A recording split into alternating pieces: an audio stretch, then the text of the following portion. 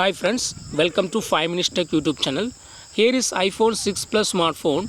In this video, we will learn how to change message tone in your phone iPhone 6 Plus.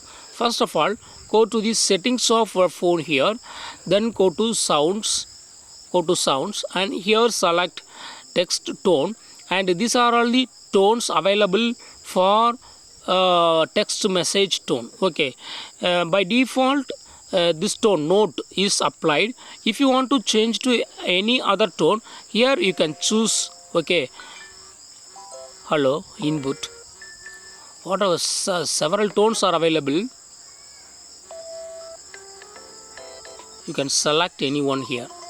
I have finally selected this circuit, and that circuit tone is now applied to the message text tone. Okay, in this way you can easily change to any tone. Suppose if you want to change back to default tone, again you have to click on this text tone and you have to choose the first one, default. In bracket it will be written as default, and go back it will be activated. In this way you can easily change message tone in your phone iPhone 6 Plus. That's all friends. Thanks for watching. Bye.